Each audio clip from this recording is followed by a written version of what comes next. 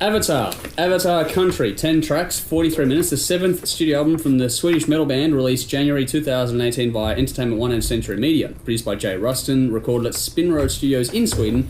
3 singles have been released: A Statue of the King Wants You, and The King Welcomes You to Avatar Country, in case you're not mentioning a theme. There is one. The album peaked at 132 in the US while charting moderately well in Europe. This album is notable for the fact that every single song title has the word king in it, and Nick brought this one to us for literally something different. So tell us why you want this one to... Okay, so you kind of touched on it. The reason I brought this to the show is, I like bands that like doing something a little bit different, left of centre. I'm a big fan of concept albums, and this has got a definite theme running through it. As Andrew mentioned, every song's got a fucking king in it.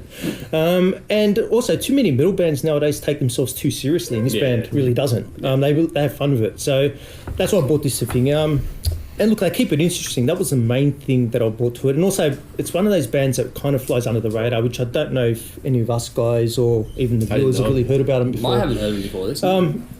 No, I heard this quite a while ago, and I thought I'm going to bring this because I think it deserves a little bit more attention. So cool. That was the main thing. Like I said before, they keep it interesting. They do things left of centre. There's a whole heap of different things happening here, from styles and influences and all this kind of thing. They remind me of a mix of bands like Blind Guardian. I hear in there. I hear Devin Townsend in there as well.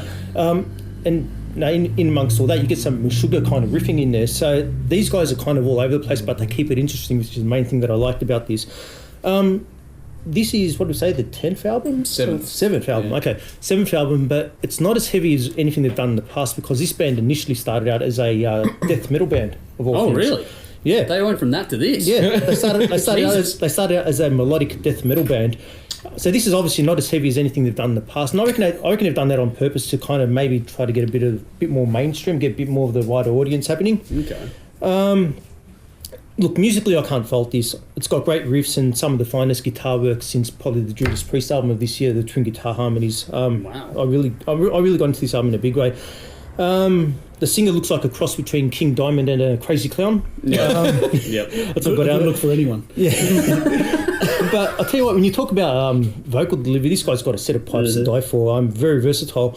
1 minute he's sounding like Michael Kiske from Halloween. The next minute he's he's morphing into bloody full-on death metal mode, and then he's sounding like bloody a cross between Mike Patton and the singer from Ghost, and often within the same song. So yeah, I adore that kind of stuff. Like I said before, it's a bit of a concept album or a theme running through it, but it flies in the face of anything that you normally would expect from a concept album.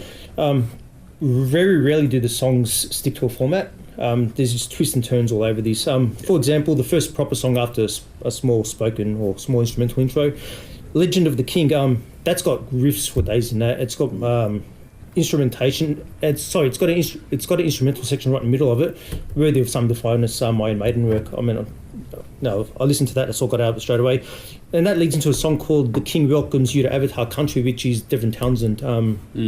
So yeah, production-wise, everything is where it should be. There's a lot going on here. Whole heap of different styles, instrumentalization. I'm going to get that right one day. Instrumentation. That one, instrumentation. I'm just going to point to you one day. That word. That too. A lot of that happening. And like I say, just straddle so many genres, but the production, you can actually hear everything that's going on, which I love. The only drawback is that the final 2 songs on this album are 2 instrumentals. And I know I've banged on about instrumentals, but the point about it here... No. Well, they're very different from each other, but that's 8 minutes that they possibly could put another track in there. I was listening to it thinking, okay, they're going to finish this off with an epic because it's a big album, it's a grand album, but it doesn't. It's 2 instrumentals, very good ones, but then it just dies off. And, look, I reckon really give this album a try because I really think there's something there for everyone. It's a mixed bag. It's either you're going to like it straight away or it's going to take a few listens to get into to understand what they're doing here. But look, standout tracks for me are, and not surprisingly, they've all got the word king in them. Legend of the King. The King Welcomes You to Avatar Country, and also one of the best songs I've heard maybe in the last few years, a track called Statue of the King. So I'm going to give this 9 Kings of the Kingly Kingdoms out of 10. Yeah. Follow it up. Those 2 instrumental tracks should have been one. They should have. Oh, for fuck's sake. But they released instrumental 1, instrumental 2.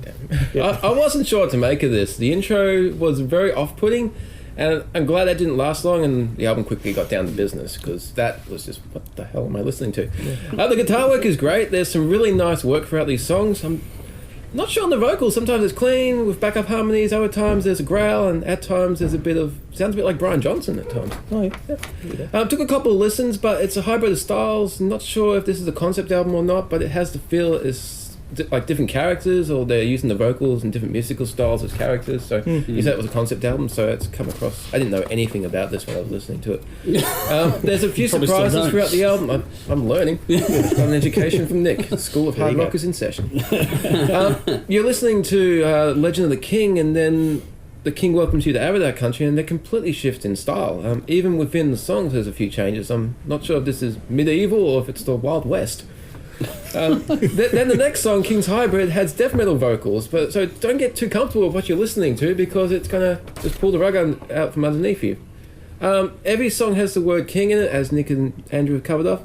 I'm not sure if it's meant to be humorous, but song 8 is called King After King, and I think that was kind of stating the obvious. Like, no shit. This is definitely one for people who have very broad taste in music. It'll be a grower, and you might not like every part, but there's bound to be something in it that you will like. I do recommend headphones for this. There's some very cool panning at times. That's been recorded and produced very well. I'm not sure how many repeat listens I'll give this, though, but it has come to me. I got listened to this about a week ago, and there's been little bits that have popped up, so it might grow on me more over time. But yeah, 7.5 out of 10. Legend of the King, King's Harvest, The King Wants You, Silent Songs of the King Part 2, The King's Palace Part 1 should have just been tacked on the front. If you don't like it, fast forward the fucking thing. Waste of Space, The King Speaks. That was a fucking waste of time. Yeah, that's a spoken word. That was I thought that was hilarious. Once. Yeah. If I'm going back to the album, I'll probably just skip it. Like I say, but the band doesn't take themselves too seriously. Yeah. And that King Speaks thing, it's about the king saying the kingdom's going to have a great day because he's relieved his constipation. Yeah. So there you go. That's what we're dealing with here, people. Anal potty. We are aiming high, folks. Bars. Okay, it's official. All bands are now from Sweden. Just about. I'd heard of Avatar before this, but I'd never dabbled. And after this, I'll be dabbling a lot more, because this is one fucking cool album. I had no idea what was happening at the start with the first track. It's like this grand orchestral operatic intro. I'm like, righto, not quite comfortable here. Then it went metal, then southern rock, then spoken word, and I'm like, okay, Avatar Country has got everything, and I'd like to go there. Really well written and composed songs. This was one of the most entertaining and enjoyable listens that I've had in a long time, and that was on the first pass for me. I just absolutely loved it. Yeah, having said that, I have trouble giving you any basis for comparison, because I've never heard anything like this. This just goes all over the place, but somehow for me it just worked beautifully as an album. I thought it was fantastic. It sounded incredible. Guitars, drum, bass, and the clean and the shouty vocals all worked beautifully. Yep. I can't get enough of this album. If you enjoy listening to System of a Down while on acid and mushrooms at the same time, this is probably for you. I'd be staggered if this doesn't end up in my top 10 albums for the year. Wow. There you go. I gave it 9.5 out of 10. The highlights were The King Welcomes You to Avatar Country, The King Wants You, Legend of the King, and Silent Songs of the King Part 2. All right.